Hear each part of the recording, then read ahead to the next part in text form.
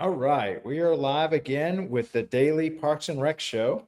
I am your host, Craig LeBlanc, showing up every day at 12 noon Eastern, here to present the Parks and Rec community and to start creating live content specifically for the Parks and Rec community. Um, Somebody please give me some Parks and Rec stuff that I can put on my shelf here.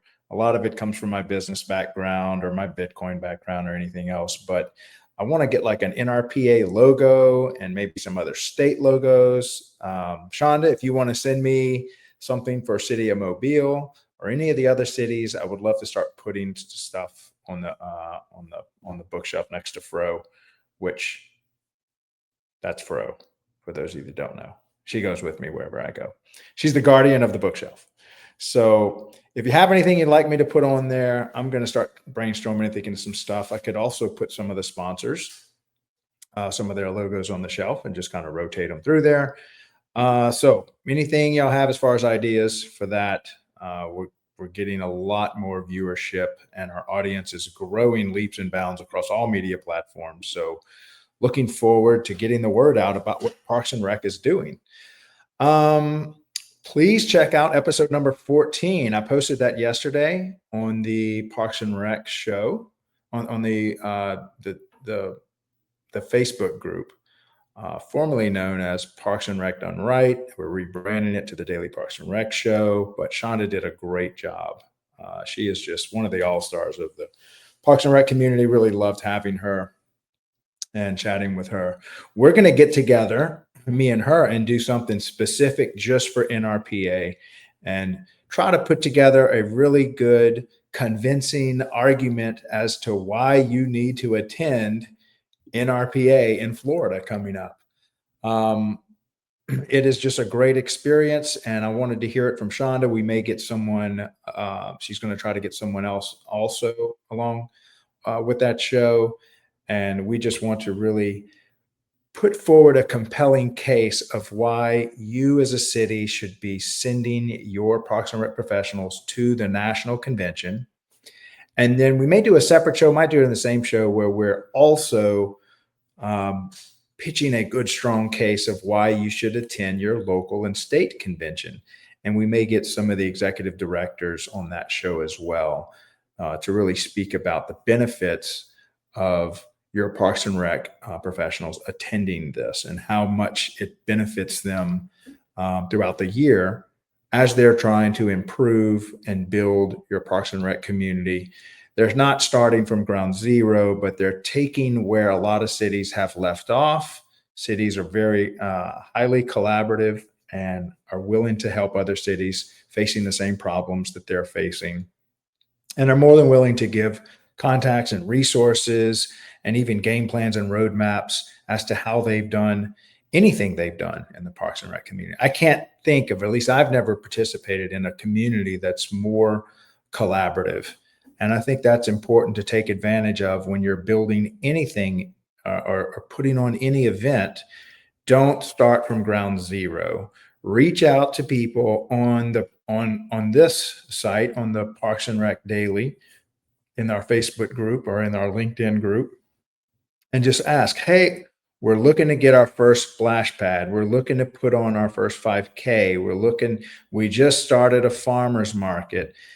Can anybody give me any resources or some top 10 ideas or mistakes about when they got their first farmer's market? And you're going to be shocked at how many directors have already put together a substantial playbook process. They've already gone through it, been running successful, you name it, farmers market, splash pads, pickleball courts. Don't start from ground zero. The community has tons of wisdom that dates back generations in all the above. So reach out on our site. I know there's a lot of other good Facebook groups as well. I know ours is super active with people asking questions, asking for advice, asking for input and feedback, and they get it. And so as we grow the group, that is probably one of the biggest benefits of what we do here at the Daily Parks and Rec Show is just share resources, share ideas, share what we use to overcome very common universal problems that almost every city faces. So, um, a lot of this can be done not just online, but in person by attending the NRPA convention or your local state convention. And so you may just think it's just for your directors, but it's actually good for superintendents, people in charge of programming, assistant directors. Of course, I'm trying to build an entirely new division of Parks and Rec called media, marketing, forward facing. How are we communicating to our constituents? How are we communicating to the citizens that we're building their park systems? And I believe that using social media and getting good at creating content so that you can make these announcements, so that you can have these events, that you can have these grand openings, and that you can keep people up to date, and any news that a city might have or that a Parks and Rec department would have, or any needs, you can use your media machine to get the word out. We've all heard that Parks and Rec departments are the best kept secrets, right? And a lot of the events that they have, people just don't know about it. Many people don't know about the farmers market that they do every weekend, or the services they provide for the elderly, or the sports that they provide for the youth, or how to even register to use these facilities. And so having a media arm of your department, I believe, is very important. And we're really beyond the just having a website or just having a Facebook page. It really needs to go to the next level, and I want to help get it there.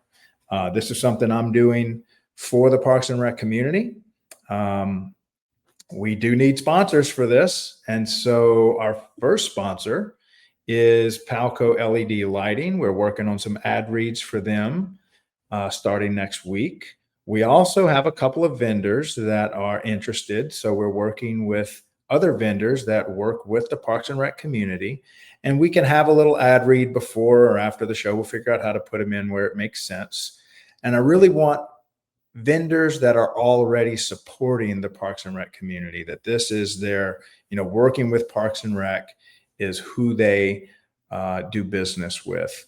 And this is just another way for them to get in front and provide value to their community by helping us produce this show, by helping us to highlight the careers and the professionals of Parks and Recreation, and then to have a little ad read before and after the show. And so if there's anyone that you feel like as a director or somebody that works in Park and Rec is a good vendor for you and your city, please help us connect with those so that we can see if they would like to sponsor the show. That way we can keep it free. And a lot of the stuff we're making, again, I want to make a roadmap for what it takes to make a podcast, to build a media company inside your city. And we want to do all this free of charge. We don't want to charge anything for it.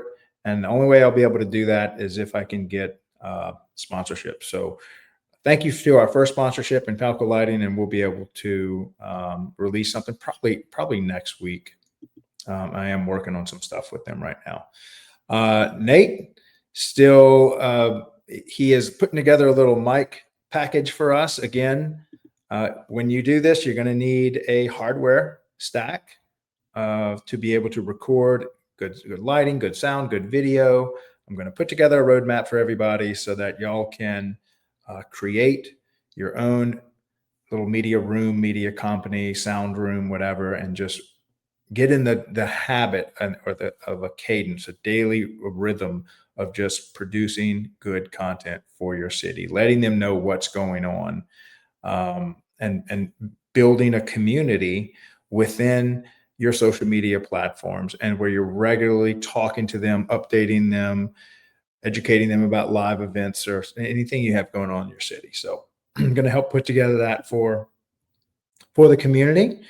Let's see. we have a lot more interviews lining up. They're filling up my calendar. So um, I think we'll do about 20 interviews, or we have 20 slots to do interviews in January. If you just think 5 days a week times 4 weeks, you're having 21-ish, 22 opportunities to have an interview. We're looking to interview park directors, anyone with a specialty that helps Parks and Recreation.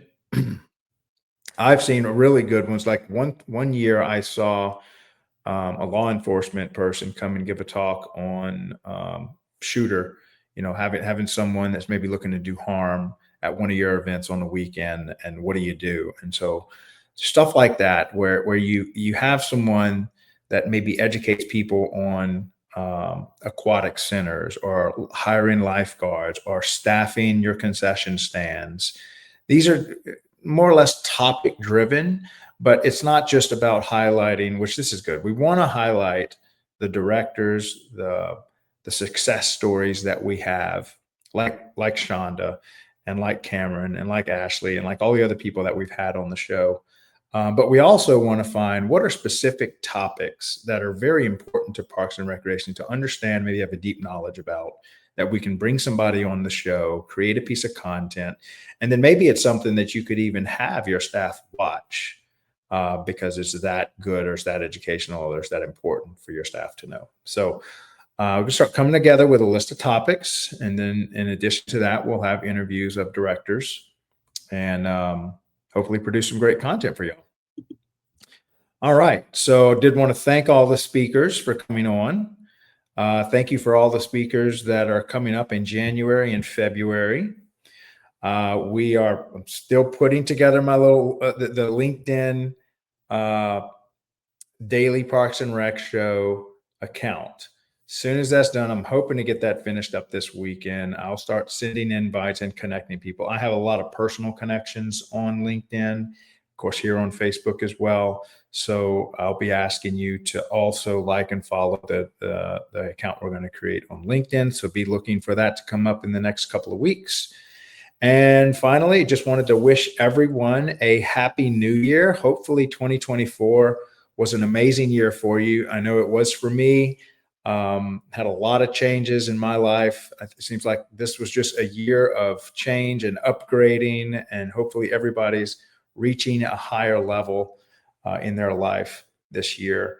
And 2025 is looking to be a fantastic year. I've got so many things that I've got going on, at least in the Parks and Rec community, that I see happening. It just seems like the whole planet is just getting ready to do a massive upgrade.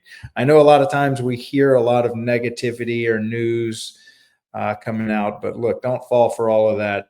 A lot of times people want you to be fearful of the future. But from what I'm seeing, especially in Parks and Rec, I think this is the best time we've ever had. And I think Parks and Rec is going to play a huge part in getting people outdoors. I find that people are starting to be way more interested in just caring for their body and their mind. I mean, just look at the amount of fitness clubs and yoga studios that are opening up on every corner, and coffee houses. And if you think of a coffee house, a yoga studio, running clubs, the fitness clubs, this is all about improving your mind and body. I think there's more content and talk around proper diet and what you put in your body, and how to improve your mind and your spirit and stuff. I've never seen this volume of stuff coming out, both in brick and mortar places like either yoga studios or fitness clubs or stuff like that, and in content about, what to consume mentally. Whether it's Stoic philosophy is something I've really been big in, is Stoicism. And it seems like there's so much great content coming out around. Maybe I'm on some algorithm that has me in some echo chamber, but it seems like to me that the world is quite a beautiful place, and it's just getting better and better and better. And I'm seeing, in general, people take better and better care of themselves. And I think the Parks and Rec community is, taking care of these community spaces where you can go out and go for a walk, go to the playground with your grandkids, or just go for a run, or join a run club, or yoga on the lawn kind of stuff. I'm seeing this pop up everywhere. So it's really, for me, that's a sign of good things to come. Because when people are healthy and they're outdoor and they're thinking more about quality of life and taking care of themselves, I think that's going to benefit everyone. And so I just want to give a big shout out to anyone that's in lawn maintenance, caring for these places, keeping these facilities up and running. Thank y'all so much. I love attending parks wherever I go. And I know behind the scenes, there's an army of park people that are just working tirelessly year round to keep these facilities beautiful for all the cities across America. So thank y'all so much. Y'all are such unsung heroes. I hope that I can get a lot of you on stage and actually just thank you for what you do. And I'll never get to meet all of you, but if you're out there and you're listening, please thank your Parks and Rec community for what they do. They really do help keep our communities and our cities looking beautiful. So again, I am Craig LeBlanc, the doorman, your host of the Daily Parks and Rec Show, airing weekdays, Monday through Friday, 12 noon Eastern, across all of our social media platforms. Thank y'all so much for attending, and y'all have an awesome weekend. Thanks a lot.